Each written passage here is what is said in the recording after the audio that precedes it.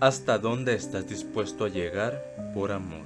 ¿Cuántas mentiras puedes contarte a ti mismo antes de perderte por completo? ¿Qué tan fino es el borde entre la devoción y la obsesión, entre proteger lo que amas y destruirlo con tus propias manos? ¿Y si el amor que defiendes con tanto fervor no es más que el disfraz elegante de tu necesidad de control? ¿Cuántas veces en tu vida has confundido la idea de alguien con la persona real que tenías enfrente? Preguntas como cuchillos que se clavan en la conciencia y que se hacen inevitables cuando entramos en la mente de Joe Goldberg, un hombre que dice amar, que cree amar, que incluso podría convencernos de que ama, pero que en realidad encierra en su pecho una paradoja letal, la de alguien que anhela desesperadamente ser visto y que al mismo tiempo es incapaz de ver a los demás como realmente son. Un hombre que convierte cada romance en una prisión disfrazada de refugio. Un hombre que camina por las calles del amor como si fueran pasillos de una biblioteca, donde todo debe estar ordenado, clasificado y controlado. Y cuando algo se desacomoda, cuando alguien decide tener voluntad propia, entonces surge la violencia. Entonces la supuesta pureza del amor se mancha de sangre. Joe Goldberg es el retrato perfecto de cómo la herida de la infancia se transforma en un monstruo de adulto. Un niño que conoció el abandono y la violencia y que decidió que nunca más volvería a sentirse impotente, que cada relación sería ahora un campo de batalla donde él tendría el poder absoluto. Y bajo esa lógica retorcida convierte cada gesto de cuidado en un mecanismo de control, cada palabra de ternura en un grillete invisible. Y lo más aterrador, no es lo que hace sino cómo lo justifica, porque en la voz en off que nos guía por su mente, nunca escuchamos al villano consciente de sus crímenes, sino al héroe romántico convencido de estar luchando contra un mundo superficial, contra rivales indignos, contra un destino que conspira para arrebatarle a la mujer de sus sueños. Y ese autoengaño lo convierte en un personaje que incomoda porque nos obliga a mirarnos en el espejo y preguntarnos cuántas veces también hemos disfrazado la obsesión de amor. ¿Cuántas veces hemos querido moldear a alguien para que encaje en nuestra fantasía en lugar de aceptar su libertad? ¿Cuántas veces hemos idealizado tanto que nos cegamos a la verdad? Y con todo esto, sean bienvenidos así a un nuevo episodio donde analizaremos a este personaje.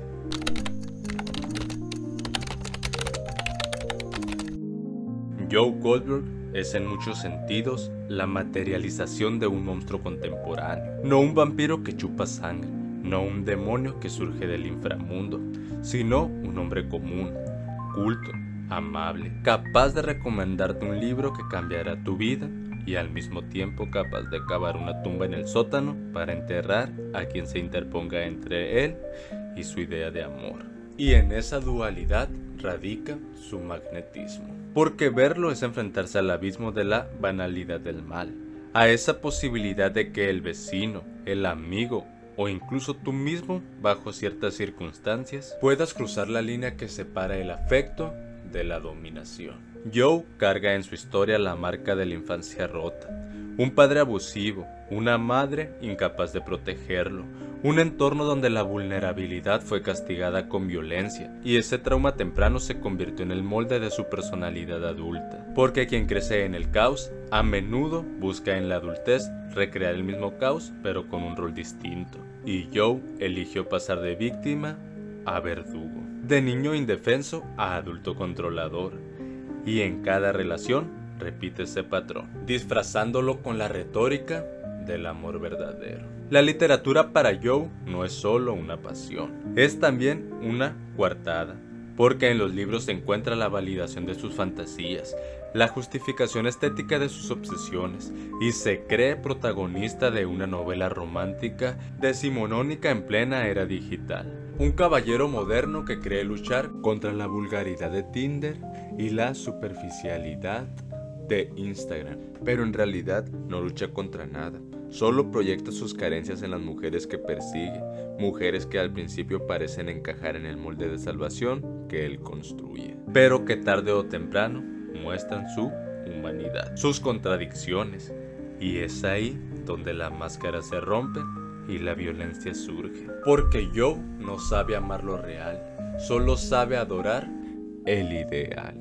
Y cuando ese ideal se fractura, no soporta el choque de su fantasía contra la realidad. Desde una perspectiva psicológica, Joe encarna lo que se conoce como apego desorganizado, un estilo que surge en infancias donde el cuidador es al mismo tiempo fuente de protección y de miedo, lo que genera adultos que ansían la cercanía pero temen ser dañados, y por eso se aferran con fuerza y al mismo tiempo controlan con brutalidad, como un péndulo que oscila entre el deseo y el terror. Y Joe vive atrapado en ese péndulo, repitiendo en cada relación la misma danza trágica, donde comienza como protector y termina como carcelero. Sin embargo, lo más inquietante de Joe es que no es un psicópata en el sentido clásico, porque siente, porque se emociona, porque sufre, porque incluso llora por lo que pierde, pero ha convertido esa capacidad de sentir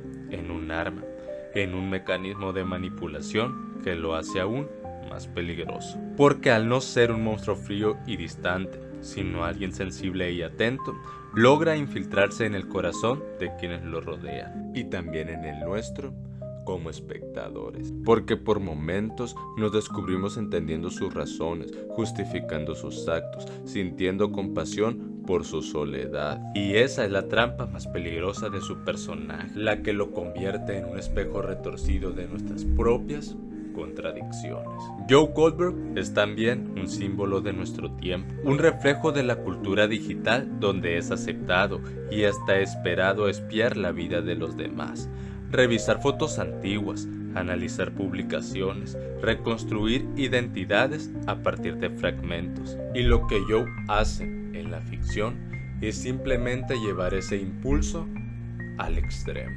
convertir la curiosidad en acecho, la observación en invasión, y en esa exageración nos revela lo que de por sí ya existe en nuestro comportamiento cotidiano, solo que amplificado hasta volverse monstruoso. Y por eso verlo incomoda tanto, porque no lo sentimos ajeno, lo sentimos cercano, como si estuviera mostrando el lado oscuro de algo que todos practicamos en silencio.